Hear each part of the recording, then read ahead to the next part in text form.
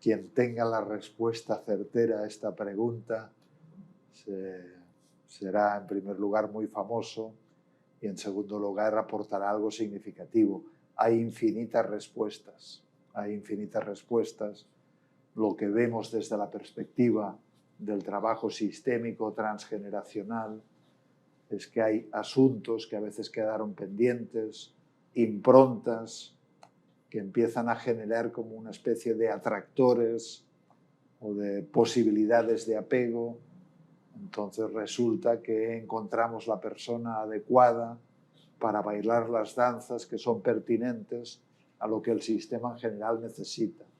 Ejemplos tan sencillos como, que es un clásico además, que si el padre es alcohólico y lo desprecio porque es alcohólico, pero luego resulta que voy hacia la pareja y sin saberlo me enamoro de una persona que también es alcohólica o tiene la predisposición al alcoholismo.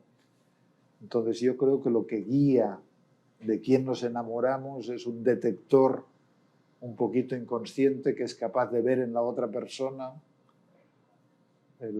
la persona adecuada para bailar estas danzas a través de las cuales necesitamos clarificar cosas de nuestros apegos infantiles o de la historia familiar, que también trae asuntos pendientes. Por ejemplo, la historia familiar puede traer el asunto pendiente de que los hombres no son fiables para las mujeres y las mujeres están desconfiadas o enojadas con los hombres. Entonces, pues bueno, quizá una mujer se enamorará de un hombre con la condición de que no sea tan fiable para ser leal al sistema familiar y con la pretensión de reconvertirlo a una persona fiable, y tendrá dificultad para lograrlo, porque muchas veces las propuestas relacionales en la pareja son paradójicas en el sentido de que yo quiero que tú seas confiable para que yo pueda estar tranquilo, pero con la condición de que no seas confiable porque mi manera de estar habitual es desde la desconfianza que necesito alimentar. O uno, qué sé yo, se siente víctima porque así lo vivieron las mujeres o los hombres de la familia, o uno desarrolló una actitud victimista en la infancia por el tipo de apego con los padres y luego va hacia la pareja y en cierto modo invita al otro a que sea pues muy buena persona porque uno ya sufrió mucho en su infancia o sufrieron las personas del sistema familiar, pero con la condición de que, es decir, la invitación es trátame bien, pero con la condición de que no lo hagas para que pueda perpetuar mi rol victimista y pueda perpetuar mi lealtad a mi infancia y a las heridas infantiles o mi lealtad a los patrones familiares. O sea, que eso quiere decir que buscamos aquello que nos resulta familiar, aunque sea doloroso. Yo creo que hay teorías, por ejemplo, que dicen que nos enamoramos de personas que nos sentimos atraídas porque nos recuerdan las primeras imágenes amorosas con nuestros padres. Lo que vemos en constelaciones es que acabamos a veces encontrando personas con las que podemos bailar aquellas danzas que vienen prescritas en nuestro código familiar o en nuestro código infantil. Y siempre son intentos de superar algo y al mismo tiempo de mantenerse en el mismo sitio.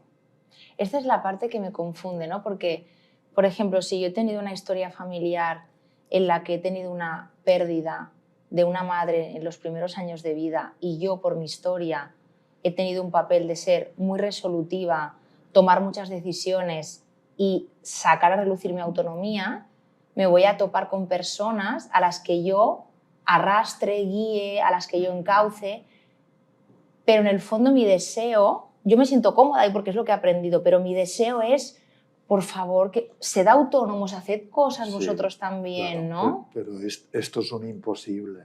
Esto es un imposible porque el programa o la invitación interpersonal es, qué sé yo soy resolutiva, yo soy determinada, yo tomo una posición de fuerza, yo tomo una posición de guía, porque sé hacia dónde necesita ir tu camino, este es mi patrón, pero por favor te guío para que no necesites mi guía. Pero ahora imagínate que el otro no necesita tu guía. Aunque lo deseas, tendrías que cuestionar tu lugar de guiar al otro. Por eso es paradójico. Claro. Yo te guío para que dejes de necesitar guía, pero si dejas de necesitarla, entonces ¿qué pasa con mi rol de guía? Otro ejemplo, qué sé yo, el perfeccionista, que ha tomado un rol perfeccionista porque tal vez viene de un entorno caótico donde necesitó desarrollar una posición de hipercontrol, de perfeccionismo. Entonces es muy posible que se interese por personas que están inseguras, que se perciben defectuosas, y el perfeccionista dice, bueno, yo voy a perfeccionarte porque soy muy bueno detectando tus defectos, pero con la única condición de que no llegues a perfeccionarte, porque si lo hicieras ya no podrías seguir siendo un perfeccionista. El Salvador quiere salvar a la persona y busca una persona problemática, a veces con adicciones, a veces con enfermedades, etcétera, etcétera, y quiere salvarla. O con inmadurez, ¿no? Para irnos a ejemplos más, bueno, que ocurren, ¿no? Cada día, ¿no? De yo estoy bien, tú no estás bien y yo haré lo posible para que tú estés tan bien como yo. Sí, pero con la única condición de que no te pongas bien, porque si no ya no podría ejercer mi rol de salvador. Por eso hay tanto sufrimiento en las danzas de la pareja. Hay que encontrar la danza donde los dos pueden crecer y evolucionar juntos, y algunas parejas lo consiguen, y el que era de Salvador dice, yo quiero crecer personalmente, cambiar, transformarme, de manera que ya no me pongo de Salvador y reconozco que también tengo mis fragilidades, tengo mis dependencias, tengo mis problemáticas, porque detrás de un Salvador también hay un necesitado. Y el otro que hace de necesitado o de problemático, pues empieza a desarrollarse y a reconocer sus fortalezas y no necesita un Salvador. Entonces es maravilloso cuando una pareja crece, evoluciona y cambian las posiciones de partida, empiezan a danzar danzas que son diferentes de las previstas en el contrato implícito inicial. Y digo implícito porque esto no se escribe, mira, yo voy a guiarte y tú vas a hacerte pequeño para que yo pueda guiarte. Esto no se escribe, claro. Simplemente se danza esta danza. Pero entonces el que guía dice, bueno, tal vez en realidad yo también necesito un poco de guía. Y el que es guiado también crece y en algún momento dice, bueno, tal vez yo tengo mi propia visión de las cosas y mi propia autonomía. Y es maravilloso cuando van cambiando las danzas y van flexibilizando las danzas. Y en mi opinión, la mejor pareja se da cuando bailan la danza de la realidad, de la verdad. Y la verdad y la realidad es que a veces sentimos que podemos dar una mano al otro y a veces necesitamos que nos den una mano. Sentimos que a veces somos grandes y a veces nos sentimos pequeños. A veces nos sentimos alegres y a veces tristes. Claro, la danza de la realidad es distinta de la danza del estereotipo, donde uno tiene que tomar una posición relacional. Tiene más que ver con la verdad de cada momento. Y a veces con una pareja nos sentimos como la madre, pero a veces nos sentimos como el hijo, y a veces nos sentimos adultos, y a veces tenemos deseo y a veces no. Y a veces uno es el responsable y el otro el espontáneo, y a la mañana siguiente cambia la cosa. Claro, a mí me parece interesante porque tú en tu libro hablas de la circularidad. Sí. Entonces tú acabas de comentar un ejemplo claro de que para que al Salvador le dejen de aparecer, vamos a decir entre comillas, a personas inmaduras, victimizadas, con problemas, ese Salvador tiene que renunciar a cosas que le otorgan una pseudoseguridad o un poder. En el momento en que esa persona suelta eso, esa circularidad o lo que ocurre en sus relaciones cambia. Claro, claro. La circularidad es distinto de linealidad. Linealidad significa yo soy así y tú eres así. Pero realmente somos así. o somos así en relación. Es decir, nos invitamos a tomar un lugar. Y esto es circularidad. Y circularidad significa, bueno, si yo ejerzo de hiperresponsable, seguramente te estoy invitando a ti a que ejerzas de irresponsable. Entonces, esta es la danza que creamos entre los dos. Si yo trabajo conmigo y me doy cuenta de que salvar al otro es una forma de no ponerme en peligro a mí porque me da más seguridad y enfrento mi inseguridad a veces de ser querido por mí mismo, no porque tengo un rol salvador, entonces también empiezo a hacer una invitación relacional distinto con el otro y el otro puede crecer porque yo me pongo más pequeño o más necesitado también. Así que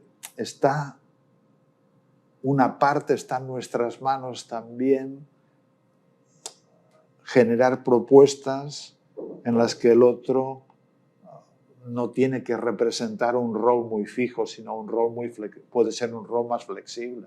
Y eso pasa por yo poder también flexibilizar mi rol y no sobreidentificarme. Cuando uno cambia con un papel. o esto se flexibiliza, hace que el otro no pueda seguir estando en el mismo sitio.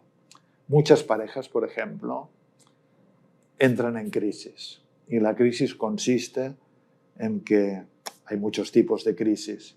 Puede ser por hijos, puede ser por proyectos, pero crisis de la danza significa el contrato implícito que hicimos es que yo sería siempre el abierto y el simpático y el espontáneo y tú serías el tímido y el asocial y danzamos esta danza. Pero o uno es el fuerte y el otro es el débil, uno es el independiente y el otro es el dependiente, pero en algún momento por el proceso de vida uno de los dos se va dando cuenta de que, bueno, yo voy de independiente, pero a mí ¿quién me cuida? Y empieza a notar que quiere ser cuidado. Y entonces empieza a invitar al otro, cuídame tú también. Pero el otro dice, no, pero yo soy el dependiente. ¿Cómo que te cuide? Esto es romper las reglas de juego. Y entonces entran en tensión. Y a veces ahí las parejas se separan y el argumento que dicen es que tú ya no eres el que yo conocí. Claro que no, porque las reglas van cambiando. Y hay parejas que en cambio saben cambiar juntos. Y el que era tan independiente reconoce que también necesita. Y el que era tan dependiente reconoce que tiene una fuerza desconocida que no ha asumido o no ha explorado. Así que es bonito. Wow. Y a veces es difícil.